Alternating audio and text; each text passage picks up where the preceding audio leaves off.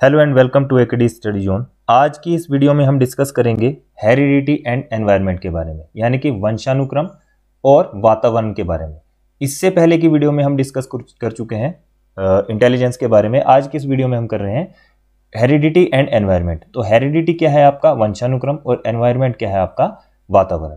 तो हेरिडिटी को समझते हैं पहले। तो हेरिडिटी क्या है, जो भी आपको गुण जो है वो अपने माता पिता से और पूर्वजों से मिलते हैं उसे हम क्या बोल देते हैं, हेरिडिटी। जो गुण आपको माता पिता से और अपने पूर्वजों से मिलते हैं उसे क्या हम बोलते हैं, हेरिडिटी। जैसे कि आपकी जो है कुछ कईयों की आंखें जो है उनकी तरह लगती हैं, रंग, नाक, चिंतन, ठीक है।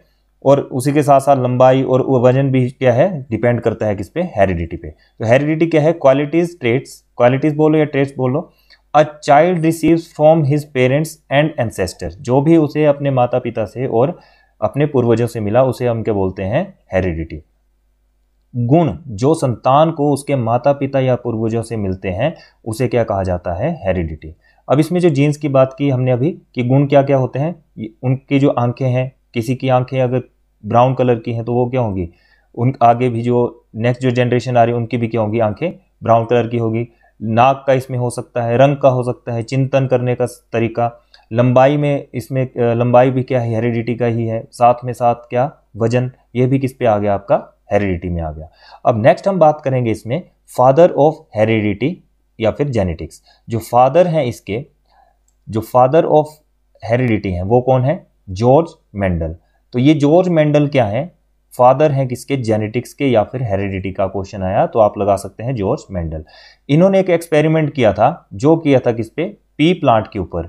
ये जो आपका पी प्लांट के बारे में और जो जॉर्ज मेंडल की जो पूरी स्टोरी है वो आपको मिल जाएगी 5th क्लास की ईवीएस में, ठीक है। 5th क्लास की ईवीएस में चैप्टर है, वहां पर इसके बारे में बताया गया है। तो पी प्लांट के बारे में जो उन्होंने पी प्लांट पे जो उन्होंने एक्सपेरिमेंट किया था वो सारा जो है आपको इसमें देखने को मिलेगा। तो देखिए यहाँ पर इसके उसके बाद उन्होंने लॉज दिए थे, 2 लॉज दिए उन्होंने।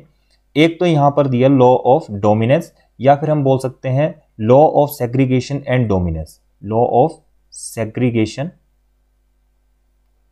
Law of segregation and dominance, ठीक है, प्रभुत्व का नियम।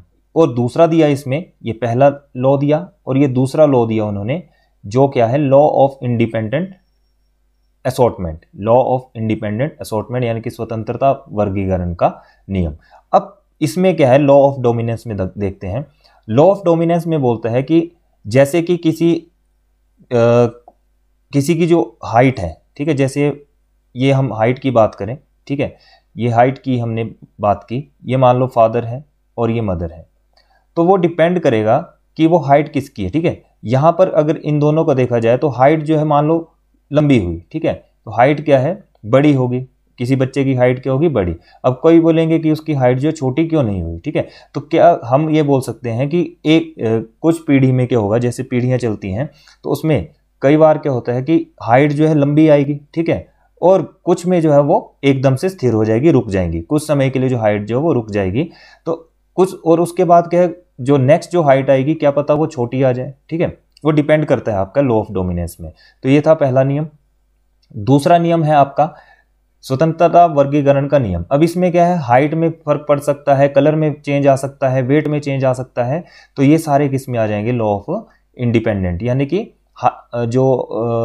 जो जीन्स होंगे उनकी जो हाइट होगी उस पर वो डिपेंड करेगा, कलर पे डिपेंड करेगा और साथ ही साथ उसके वेट पे भी वो डिपेंड करेगा।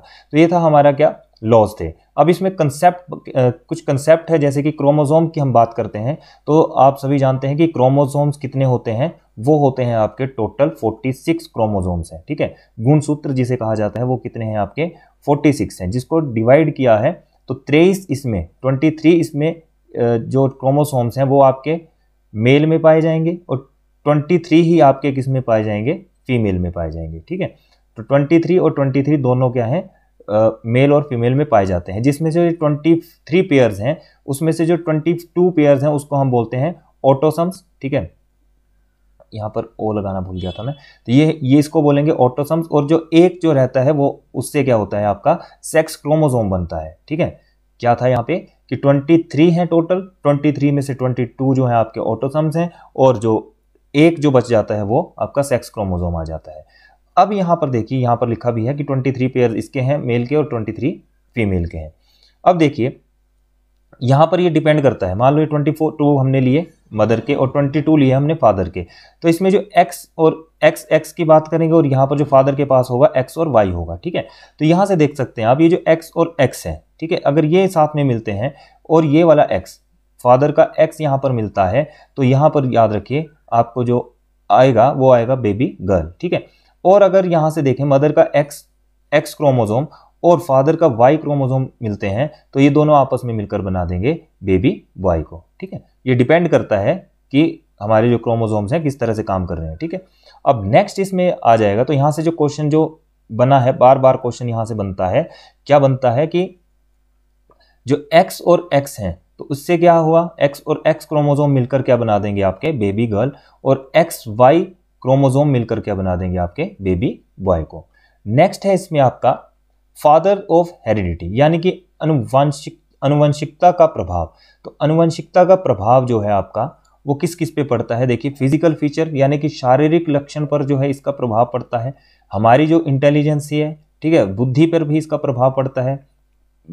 मान लो किसी के जीन्स जो है, किसी के माता पिता जो काफ़ी ज़्यादा इंटेलिजेंट पर हैं, तो उनकी जो आगे जो पीढ़ी होगी यानी कि जो बच्चे होंगे वो भी क्या होंगे, काफ़ी इंटेलिजेंट जो है देखने को मिलते हैं।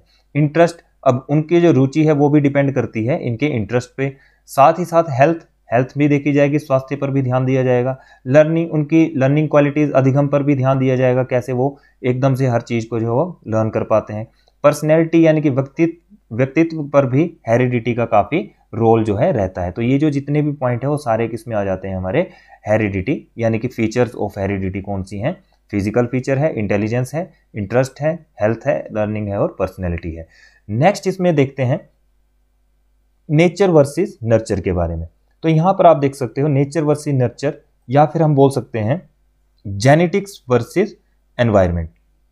यानी कि नेचर जो यहां पर आपके पास वर्ड आया वो है आपका हेरिडिटी से, जो कि स्टैटिक है यानी कि स्थिर है, और साथ ही वो फिक्स है। जो हेरिडिटी है, नेचर का जो मीनिंग आ जाएगा हेरिडिटी से आएगा। यहाँ से जो क्वेश्चन जो था पूछा गया था कि नेचर क्या है, वो किससे रिलेट करता है, तो वो करता है हमारा हेरिडिटी से। और आपका जो नर्चर है, ये जो नर्चर वर्ड है वो वर्ड आपका किसके साथ करता है, एनवायरनमेंट के साथ।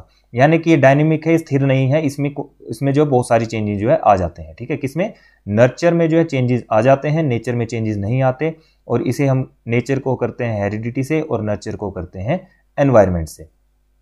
साथ में ये जो जेनेटिक्स और एनवायरनमेंट की बात है तो ये इसी से रिलेट करता है। अब हम बात करेंगे एनवायरनमेंट की। यहाँ तक जो था सारा हमने क्या पढ़ा, हेरिडिटी के बारे में। अब एनवायरनमेंट क्या है, एनवायरनमेंट में आप देख सकते हैं कि जो भी हमारे सराउंडिंग्स में पाई जाती हैं, ठीक है, everything in our surrounding comes in environment. जितनी भी सराउंडिंग्स में हमारी चीजें पाई जाती हैं वो किस में आ जाती हैं, एनवायरनमेंट में, यानी कि वातावरण में। सिर्फ यहां पर हेरिडिटी को शो नहीं किया जाता, वंशानुक्रम को छोड़ करके बाकी एनवायरनमेंट में जो है सारी चीजें आ जाती हैं, ठीक है। तो हेरिडिटी जो है वो यहाँ पर इसमें इंक्लूड नहीं होगी, ठीक है। अब जो ग्रोथ और डेवलपमेंट है, ग्रोथ और डेवलपमेंट की जो बात की है, किसकी, ग्रोथ और डेवलपमेंट की, वो क्या है, वृद्धि और विकास को भी कौन प्रभावित करता है आपका, कौन करता है, एनवायरनमेंट। जो वातावरण है, वातावरण को जो वृद्धि और विकास को जो आपका प्रभावित करेगा वो कौन करेगा, वातावरण। यानी कि एनवायरनमेंट किस पे डिपेंड करता है हमारा, ग्रोथ एंड डेवलपमेंट पे। वुडवर्थ ने एक बताया था, इसको कंपेयर किया था, देखिए इसको कंपेयर किया था उसने सॉइल और सीड के साथ। किसके साथ, सॉइल और सीड के साथ। तो डेवलपमेंट क्या है, याद रखिए, देखिए अगर क्वेश्चन आ जाए कि soil and seed compare with, तो उस ऑप्शन दिए होंगे आपके पास बहुत सारे, तो आपने वुडवर्थ पे ही टिक करना है। अब डेवलपमेंट क्या है, डेवलपमेंट क्या है आपका, फॉर्मूला बन के आता है यहाँ से डेवलपमेंट का, कि डेवलपमेंट में हेरिडिटी के साथ साथ वातावरण का प्रोडक्ट होता है। तो प्रोडक्ट ऑफ क्या हो जाएगा यहाँ पर हम बता सकते हैं कि product of heredity, product of heredity and environment, तो वो क्या कहलाएगा आपका, डेवलपमेंट, ठीक है। तो इस वीडियो में हमने डिस्कस किया हेरिडिटी और एनवायरनमेंट के बारे में। इस टॉपिक से आपके 1 से 2 क्वेश्चन जो हैं वो 1 से 2 मार्क्स के जो क्वेश्चन है वो एग्जाम में पूछे जा सकते हैं। तो इस वीडियो में इतना ही। अगर ये वीडियो आपको अच्छी लगी प्लीज लाइक शेयर कमेंट जरूर करें, अपने फ्रेंड्स के साथ ज़्यादा से ज़्यादा शेयर करें।